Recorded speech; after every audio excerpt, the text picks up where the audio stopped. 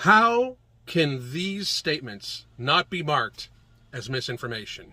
Every damn day, no matter what your range is. If you ain't the lead dog, the scene never changes. Do what you gotta do to make a name, kid. Tess Holliday, bitch, I'll make you famous.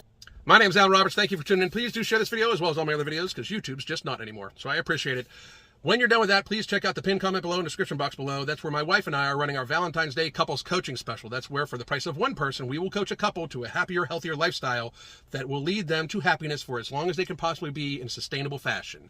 We help take their lifestyle and morph it bit by bit by bit. Daily communication, weekly video conference calls, live and pre-recorded yoga, HIIT style training. My wife is even doing live walking with people right now just to get them started. We can help you. We can help a couple form a healthier lifestyle together. Please do check that out. Now, I wanted to preface this for everybody so they understand.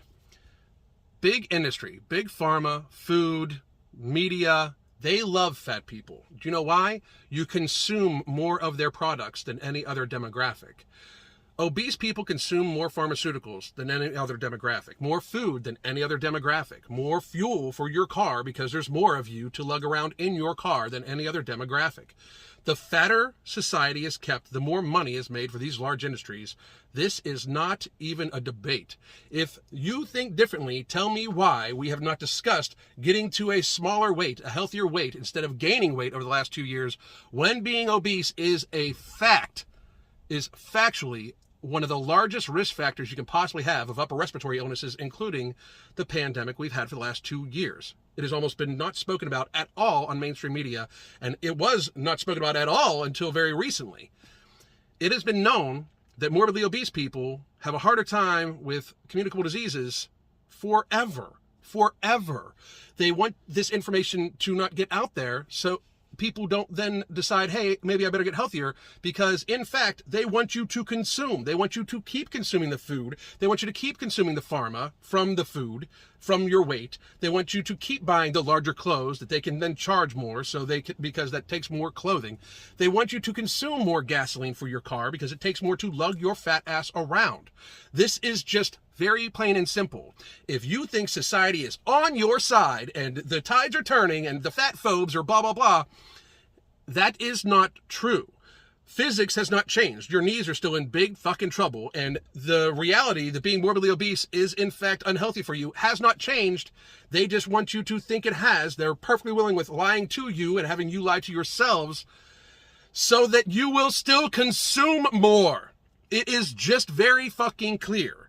Now, that is one of the reasons why that these magazines, such as Today magazine, allows Tess Holliday and people of her nature to write articles about themselves, to fluff themselves up, to make it seem like they're superheroes. And she, in this article, this is such disinformation. She literally says how when you don't feed your body, it thinks it's going to starve, and therefore it holds on to everything because it doesn't know when you're going to feed it next. And she says that bodies of all shapes and sizes still starve.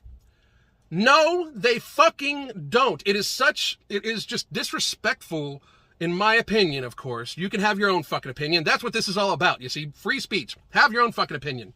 But when there are actually children in the world today starving to death after a long, many months of not getting enough food, painfully starving themselves to fucking death, and then they die because they could not get food because they live in impoverished areas of the world. It is disgusting that this privileged woman who is in either complete denial or just a complete fucking liar, and she's already been proven to be a liar, but I'm not saying that she's not in denial about this.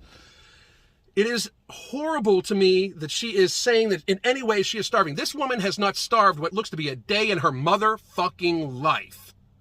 Period. This woman is seriously morbidly obese. We have watched this woman gain fucking weight over the course of the last couple of years, and she's still saying that sometimes she's just not good at feeding her body. She is a world fucking record holder at feeding her fucking body, if you ask me. She does a fucking incredible job. I have watched her jam a lot of pizza into her face. I've watched her eat a whole cake from the fucking center. She does a great fucking job. She should be like considered one of the world experts at feeding her fucking body lots of fucking calories. For her to claim this clear complete wrong information that when you starve, when you don't feed yourself enough, you then starve. You're starving, and your body will hold on to the fucking weight. Physics does not fucking change. There is a show called Alone on the History Channel. It's one of my favorite fucking shows. They take participants and they drop them off in the woods with like 10 fucking items.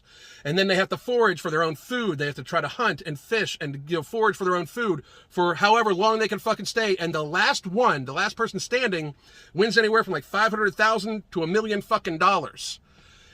If Tess Holliday thinks she could not fucking starve, she should go collect her mother fucking money, because all of these people lose a tremendous amount of weight. Most of them get medically discharged, get disqualified for losing too much fucking weight, because guess what? When you don't fucking eat, then you lose fucking weight.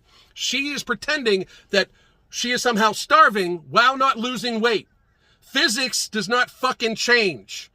Calories are going to get fucking burnt. I guarantee this woman, who looks to be somewhere close to the 400 fucking pound range, burns a lot of motherfucking calories every day she moves around at all. She could just lay down and burn probably more calories than I burn. No shit. I don't get how people are so delusional that shit like this can be put into a fucking actual publication and not marked somehow as disinformation at a time when stating so many other fucking factual things gets marked as misinformation or disinformation. This is a very clear bullshit lie that is somehow going to influence people that she has follow her, that follow this woman. They're going to say, oh, I'm starving myself to death. I'm 300 pounds. But since I feel hungry, I'm starving myself to death, and that's not good, so therefore I'm going to fucking feed myself more and gain more fucking weight. It's insanity. They want you fat. Get the fuck over it. I guarantee you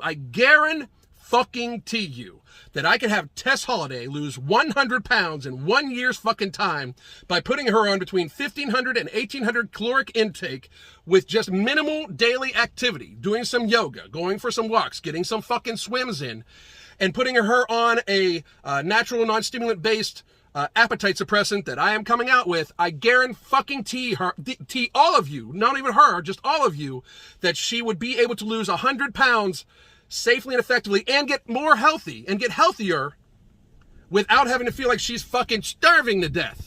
It's what she eats. She eats all sorts of processed carbohydrates. It's causing her to be more fucking hungry than what she actually fucking is. It's because it's in her fucking head that she thinks she's somehow starving herself to death, so therefore she needs to fucking eat, when she is in fact eating herself to death. If she actually believes this bullshit, which her psychologist, in the article, she claims the psychologist confirmed that she's anorexic, I'd love to have a one-on-one conversation with that psychologist live and have them explain their fucking diagnosis. I would love to have that actual fucking conversation, how they diagnosed a woman clearly gaining weight as anorexic. It's not even the fact that she was she was clearly in the throes of gaining weight from her eating and claimed she was anorexic. I would love to have a live debate with that whatever person, if that person actually fucking exists, which I actually doubt they do. But I would love to have that debate. But I can guarantee you I could have Tess Holliday lose 100 pounds in a year. I guarantee it. I guarantee. I would love to see us try to get that to fucking happen. Because even though she hates me, I want to see her healthier, and I would want to prove to her entire audience that while she is in fact full of shit right now, she could still end up much healthier a year from now. I would absolutely love for that to fucking happen, and that's just my 2 cents a matter. God damn.